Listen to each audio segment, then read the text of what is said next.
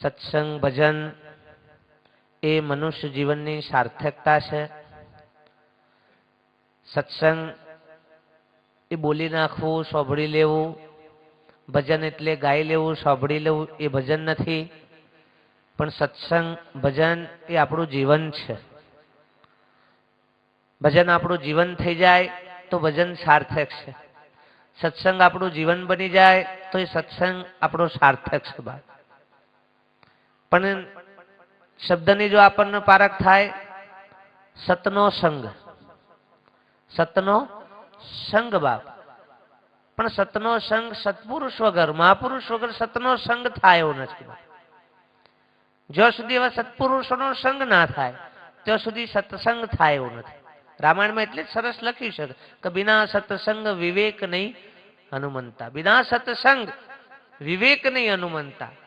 સત્સંગ વગર વિવેક આવે એવું નથી અને સત્પુરુષો વગર સત્સંગની પ્રાપ્તિ થાય નથી. એટલે મનુષ્ય જીવને મહાપુરુષો કે સત્સંગ એ આપણી મૂડી છે બાપ. પણ આપણને કોઈ એવા મહાપુરુષો સંતોનો ભેટો થાય, આપણને જ્યારે એ સતની પારખ થાય તો મહાપુરુષો કે જીવનની અંદર આપણને સત્સંગ આવે બાપ. અને સત્સંગ એ જીવન થઈ જાય. ઘણું આજ દિન સુધી સાંભળ્યું, ઘણું આજ દિન સુધી બધી ક્રિયાઓ સાધનાઓ ખૂબ કરી બાપ. પણ જ્યાં સુધી એ આપણું જીવન ના બની જાય, દવા લઈએ આપણે ડોક્ટરના ત્યાંથી, પણ રોમે રોમની અંદર એ દવા વ્યાપે ના ત્યાં સુધી એ રોગ દૂર કરી શકતી નથી બાપ. એમ સંતો મહાપુરુષોનો શબ્દ આપણા ભીતરની અંદર ઉતરી જાય અને આપણા વ્યવહાર જીવનની અંદર એ વણાઈ જાય તો એ સત્સંગ આપણા માટે સાર્થક છે વાલા. એટલે મનુષ્યના દેહે મહાપુરુષે કીધું કે મનુષ્યના દેહે દેવ બનાય સંતો, જો સદગુરુના શરણે જવાય તો. આ મનુષ્ય દેહ એ દેવોથી પણ દુર્લભ મળ્યો છે આપણને.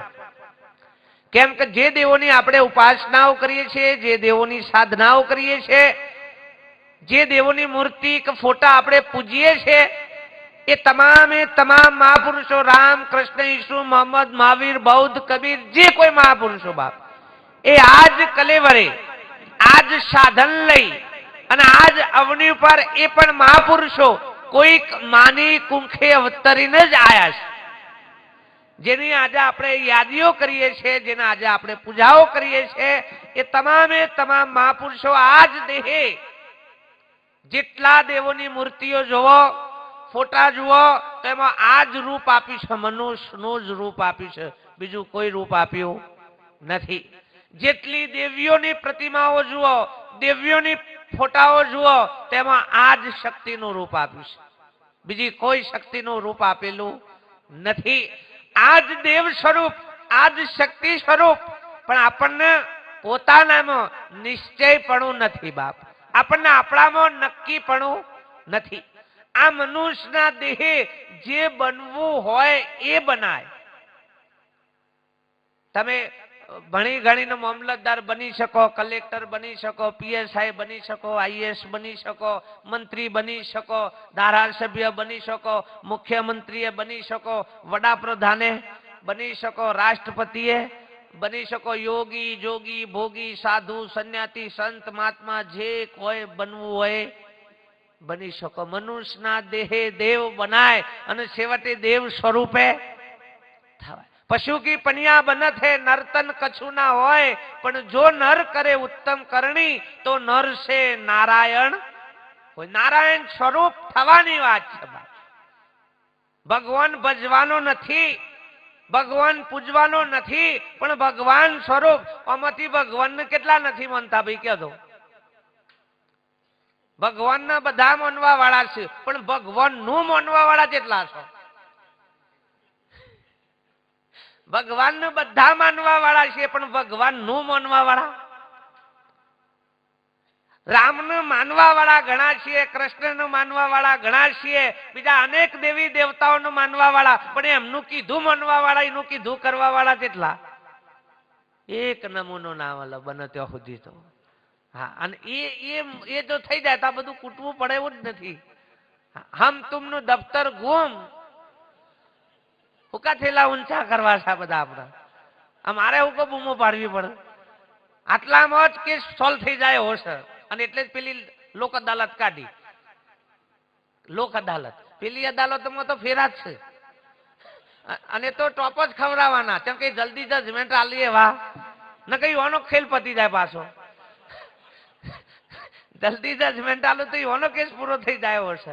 એટલે પેલી વચમાં લોક અદાલત કાઢી કે ભાઈ બે બાજુથી ભેગા કરી અને કોઈ કરીને અને અમે હરેક ઝઘડાનું મૂળ છેલ્લું એન્ડ તો સમાધાન ન જવા એના કરતા પેલા રાખો. પણ પેલા અહમ એટલો ઠુહાઈ વાળો હોય ને, નહીં ના માનું ભલે ખર્ચી નાખું કી, હા પણ ના માનું. અને પછી બે બાજુ થાકે ને કે એમ કોક વચલો રસ્તો કાઢો. શું કી વચલો રસ્તો કાઢો. વચલો રસ્તો પહેલાથી હતો પણ દેખાતો અહમ એટલો બધો હતો ને એટલે આપણને વચ્ચેના જે સરળ માર્ગો છે. હું ઘણી વખત સત્સંગમાં કહું છું કે સત્સંગ એક એવી ભૂમિકા છે બાપ કે જે વાત સીધી હતી, જે વાત સીધી હતી એ વિધિમાં બેઠી. વાત સીધી હતી એ હેમાં બેઠી? વિધિમાં બેઠી. આમ વિધિમાં બેહો ને એટલે જલ્દી ને કરવા દે. ઈ કને મારા જેવા પંડિતો છે તમારો ખેલ જો સુધી બરોબર નેચોય ના નાખે ને તે સુધી તમને બહાર આવવા દેવા. આટલું ભણતર ઘંટર આટલું એજ્યુકેશન સાહેબ જો શિક્ષણ વધ્યું છે, ભૌતિકતા વધી છે, સુખ સંપત્તિના સાધનો વધ્યા છે, પણ માનસિક સ્થિતિ દિવસે દિવસે બગડતી જાય છે બધાની. ભલે શારીરિક રીતે સગવડ ફૂલ આપણને મળી છે, તમને મને બધાને શારીરિક સગવડો ખૂબ મળી છે, પણ માનસિક રીતે આપણે દિવસે દિવસે સંકુચિત થતા જઈએ છીએ. આપણી માનસિક સ્થિતિ દિવસે દિવસે બગડતી જાય છે. ભૌતિક સાધનો ખૂબ છે સુખ સગવડના, પણ જ્યાં સુધી આધ્યાત્મિક સાધન નથી ને બાપ ત્યાં સુધી સાચા સુખની સાચી શાંતિની પ્રતીતિ નહીં જ થાય. ભણેલો ગણેલો યુવા વર્ગ સાહેબ સુસાઇડ કરે છે, અભણ લોકો નથી કરતા. અભણ લોકો નથી કરતા. ભણેલો ગણેલો વર્ગ સુસાઇડમાં વધારે. કેમ? શું તકલીફ છે બાપ?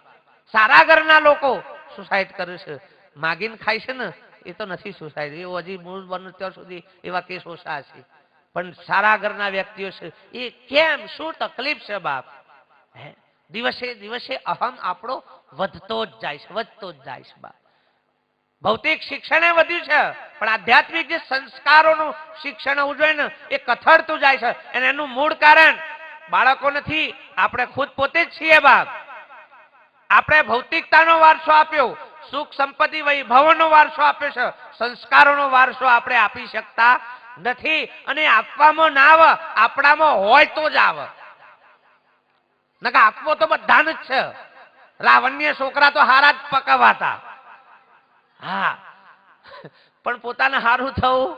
આપણે છોકરા તો શ્રવણ એટલે દારૂડિયાના છોકરા એને દારૂડિયાને એમ જ ઈચ્છા છે કે મારો છોકરો દારૂ પીવો જોઈએ નહીં, પણ પોતે શું કરી રહ્યો છે એ ખબર નથી. આપણે આપણી સંતતિ તો સારી જ પેદા કરવી છે બાપ, સારા જ સંસ્કારો, પણ આપણામાં સિંચન એનું કરી શકતા. અને તમારામાં જ લાવો. અમારા ગામડામાં કહેવાતી કુવામાં હોય તો વાળામાં, કુવામાં હોય ને તો જ વાળામાં આવો બાપ. પણ ભાઈ આજે આપણે આ બધું જ ભૂલતા જાય છે. અને દિવસે દિવસે તમે જુઓ તો આટલું બધું કોમ્પ્યુટર જુઓ કે આટલું બધું હોવા છતાંય હજી માનસિક સ્થિતિઓ એટલી બધી કથળતી છે ને, એટલી બધી કથળ. તમે ડિગ્રીમાં આગળ હશો, ડિગ્રીમાં તમે બધા આગળ હશો. આમ તો જો કે હું તો અભણ જ છું, ગામડાનો છું, છતાંય તમે મને હોભળી રહ્યા છો એટલે મને એમ થાય છે કે મારા કોક સદગુણ દયા છે. તમને ખબર બને જ નહીં, આવું આવું થાય જ નહીં. અને એવું થયું છે જ. મોટા મોટા ઉદ્યોગપતિઓ છે ને, ટાટા હોય, બિરલા હોય, તો રિલાયન્સ વાળા એ બધા બને ત્યાં સુધી એટલે એમ ના ત્યાં મોટા ડિગ્રીઓ વાળા કામ કરે છે, નોકરી કરે છે. અને એક તો બધા બચારા 10મું 12મું બધા ફેલ હતા. હા, પણ અમુક વસ્તુ છે ને એ હું ઘણી વખત કહું કે સૂજ અને રૂજ, સૂજ અને રૂજ આ બે મોંથી જ આવે, એ ચોથી લાવવામાં ના આવે. આ બધું હાલવામાં ના આવે અને લાવવામાં ના આવે. સૂજ અને રૂજ આ બે મોંથી આવે, મોંથી જ આવે. તમને ઘા પડ્યો હોય ઊંડો તો ડોક્ટર ઇન્ફેક્શન ની દવા આલે, બાકી રૂજ ફટફટાઈ જાય ને દવા ના હોય કોઈ દાડો. એ રૂજ મોંથી જ આવે. અને સૂજે છે ને, સૂજે. અને આપણા ગઈઢોની પાસે કોઠા હુજ જેને કહેવાય. કઈ હુજ? કોઠા. એ કોઠા હુજ અત્યારે કોઠારે જતા રહે ને કોઠા હુજે જતી રહી છે. આ બે જતું રહ્યું છે. હા, આપણી બુદ્ધિઓ અત્યારે થોથો પોથો વાળી છે વધારમાં વધારે. હું ખાલી એક દાખલો આપી દઉં. 2 સાયન્સના વિદ્યાર્થીઓ અને સારી એવી ડિગ્રી પ્રાપ્ત કરેલી અને સાયન્સના નિયમોનું પરફેક્ટ આમ યાદે રાખેલા અને આ બે નાવડામાં બેઠેલા અને રસ્તામાં જતા અને નાવડાનું વચ્ચે કાણું પડ્યું અને પાણી અંદર આવ્યું એટલે પેલા બે મિત્રએ વાત કરી કે ઓનું કોણું પડ્યું. તો કે નિયમ પ્રમાણે તો આપણને એવું શીખવાડ્યું હતું કે એક કાણું પડ્યું હોય અને એમાં પાણી આવે તો બીજું કાણું પાડી દેવું. નિયમ પ્રમાણે તો આપણે એવું ભણ્યા છીએ કે જો ચોકથી પાણી આવે બરોબર કે હોલ પાડીને ગમે ત્યાંથી તો બીજું કાણું પાડી દેવું એટલે ફટ લઈને તો કે પાડી દેતા. નિયમ પ્રમાણે આપણે મૂર્ખાઓને એટલી હોજ ના પડી કે નાવડું પાણીમાં છે 2 કોણો પાર કે 4 પાર બધું વધારે જ ભર આવે. આમાં પડ્યું છે ને દબાવો પાડવાનું. આમાં આ નિયમમાં આવે એવું નથી. આ કોઠા હોજમાં આવે. એ પેલા નાવડા વાળાને ખબર પડે કે પગ મૂકી દે બીજો કોણો પાડ્યા વગર પગ મૂકી દે તો એ પાણી બંધ થઈ જશે. પણ આ કોઠા સૂજ કહેવાય. હા, એ તમે હોય અમદાવાદ અમેરિકા રહો તો જલ્દી હુજ આવે એવી નથી. આ મને એવું હતું ગામડામાં કે ભાઈ અમે ગામડા વાળા જ બધા અમુક અમુક અજ્ઞાનતા માન્યતાઓમાં છે પણ ઓય આ બાજુ આયા ને એટલે ઓય પ્રોફેશનલ અજ્ઞાનતા છે એવું નથી. પ્રોફેશનલ અજ્ઞાનતા છે હોય. સાહેબ 40 લાખની મર્સિડીઝ કે ઓડી લાવે ને લેબુ લટકાવે ને મરચો હારા ધિક્કાર પડે તમારા જીવનને હારા ફોડવા લઈને આયા છો. સાલા એ લગાવવાથી જો કોઈ એક્સિડન્ટ કંપની વાળો જ ના લે લટકાઈને આટલી હું જ ના પડે. આપણે એમ થાય કે તું કા 40 લાખ બગાડ્યા તારું જીવતર આખું બગડે છે બાપ. જુઓ 5-5, 10-10 કરોડના બંગલા બનાવે અને આગળ બા એના ઉપર ઘોડાની નાલ લગાવે. એના કરતા આખો ઘોડો લટકાય આખો ફરક પડે છે એવું તાન. કોઈએ પૂછ્યું કે આ બધું હું છે? મેં આ બધું પૂછ્યું. મેં પેલા આ લગાવવાથી શું થાય કે આપણા ઘેર લક્ષ્મી આવે તો મજૂરી શું કા કરવી પડે. એટલે આ ઘોડાઓ સૌથી પહેલા રજવાડા પહાણ હતા. ઘોડાના હાથીઓનો ટોટો નતો નહીં રહી. આખા ઘોડા હતા તો એ પહાણ નહીં રહી અને તમે એની નાર લગાવે એટલે તમારે ઘેર આવે.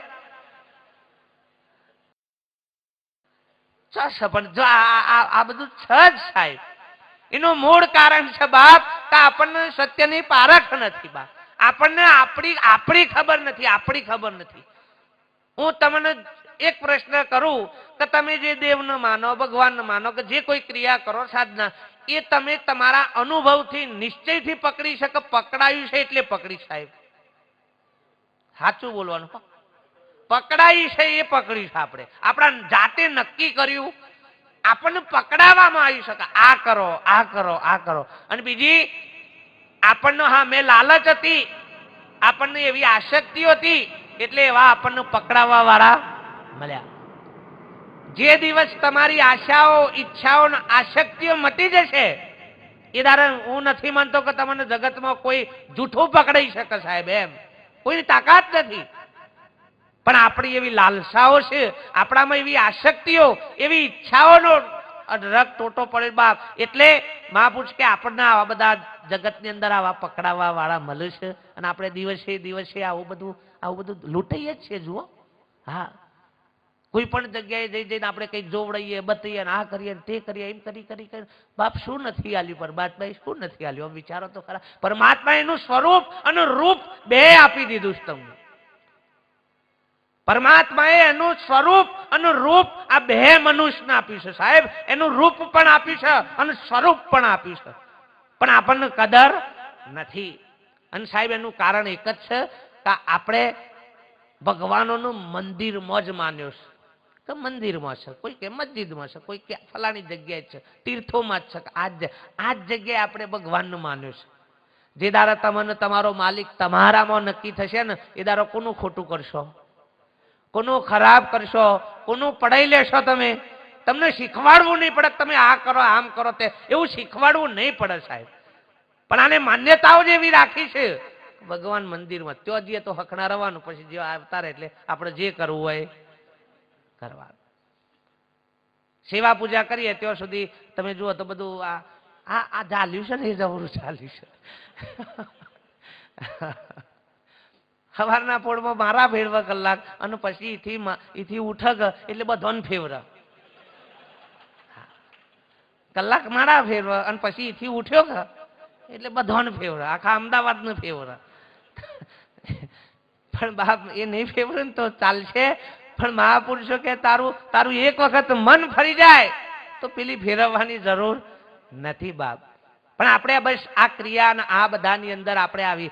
હું ઘણી વખત કહું બાપ કે આપણે બધા પૂછીએ કે ભક્તિ કોના માટે કરો છો, ભજન કોના માટે કરો છો? આપણે બધા એક જ, ભગવાન. ભગવાનને તમારી ભક્તિની જરૂર જ નથી બાપ. તમારું ભજનની ભગવાનને જરૂર જ નથી. એનું થઈ ગયું છે, એનું તો થઈ ગયું છે. તમારું તમારા માટે કરવાનું છે. હું ભજન કરું છું તો મારા માટે, તમારા માટે નથી કરતો. તમે કરો છો તો તમારા માટે કરો છો બાપ. ભજન સ્વયં નું હોવું જોઈએ બાપ. પણ ભજન શું છે, ભક્તિ શું છે એ ખબર નથી. ભક્તિ મહાપદાર્થ, નરસિંહ મહેતા એવું કહે છે બાપ. ભક્તિ ભૂતળ મહાપદાર્થ બાપ. આ મહાપદાર્થ છે. કોઈક કોઈક વિરલા પુરુષ હોય આ વાતને પામ્યા છે બાપ. ઇતિહાસની અંદર એવા પુરુષો આ સંસાર આ જગતની અંદર અરે એવા અટલ મહાન અટારા હતા બાપ. આપણે તો ઘણી વખત એમ કે સારો કર્મ કરો, આમ કરો. અરે કર્મની બાજુ મૂકી દે, ચાલ તારા કર્મ નથી જોવા. તૈયારી છે સત્પુરુષના સરેન્ડર થવાની, મહાપુરુષના સરેન્ડર. કર્મો અસંખ્ય જેસલના હતા બાપ, પણ સત્પુરુષને સરેન્ડર થશે ને પાટી તરત ફરી ગઈ. ખાલી શરત એટલી કે ફરથી આ ગુનો થવો જોઈએ નહીં બાપ. તમે ખાલી તમારા ગુના કબૂલી લો. ધારો કે કોઈ આપણાથી ગુનો થઈ ગયો, ભૂલ થઈ ગઈ, અને તાત્કાલિક આપણે હોમેથી પોલીસ સ્ટેશન જતા રહીએ ને અને ત્યાં જઈને કબૂલાત કરીએ કે સાહેબ મારાથી અજાણતામાં આવી ભૂલ થઈ ગઈ છે, એટલે પહેલા તો પોલીસ વાળાનો હાશ થાય કે અમારા ડોટે મારવી પડી. એટલે 50% તો એક જ માફ આપણને કે હેડો તમારો વાંધો નકા એને હોદવામાં તૂટી જાય આ બચારો. હા ની વધારે કાયો થાય પેલો પછી. તો હમાં જઈને તમે ગુનો કબૂલી લ્યો, ચલો તમારી જે સજા થતી હોય એ સજા પેલી થઈ જાય બરોબર. સજા થઈને તમારું તે વર્તમાન સારું હોય, તમારું જો વર્તમાન સારું હોય, તમને ભલે 6 મહિનાની સજા થઈ છે પણ તમારું વર્તમાન સારું ત્યાં એ જોવામાં આવે છે. એવું નથી જોતા કે ગુનો કર્યો છે, નહીં, ગુનો કેવી રીતે થઈ ગયો છે એ પણ આ બધા જોતા હોય છે બા. અને ત્યાં પછી તમારું વર્તમાન જોવું ને, અને તમારું વર્તમાન જો ઉત્તમ લાગે ને તો સાહેબ ત્યાંથી એ સજામાંથી ઓછી થાય છે બા. એમાંથી પણ ઓછું કે ભાઈ ચલો વર્તમાન સારું છે એનું, એના અજાણતા થઈ ગયું છે બાપ કે ગમે તે રીતે થઈ ગયું તો સાહેબ થેલી સજામાંથી પણ આપણને માફી મળે છે. પણ આપણે તો જેલમાં જઈને હખણા ના રહીએ. હાજી હા ના બોલાય બોલા બા. હાલો હાલો હાલો હાલો હાલો ભાઈ હાલો હાલો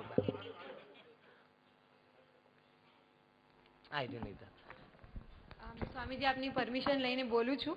અહીંયા હું પોલીસ તરીકે આજે આવી નથી. શાહીબાગ વિસ્તારમાં છું, પોલીસ અધિકારી તરીકેનું કામ કરું છું. પરંતુ આ પોલીસ વચ્ચે આપને આ કીધું છે આપે એટલે એક્સિડન્ટનો ગુનો થાય છે ને એટલે એ માણસો એટલે ભયભીત થઈ જાય છે કે એની પહેલી ફરજ છે કે ત્યાં એને હાજર રહેવાનું છે અને એને મારી નાખ્યો છે. એક્સિડન્ટ એટલે એક્સિડન્ટ છે, આકસ્મિક બનાવ છે.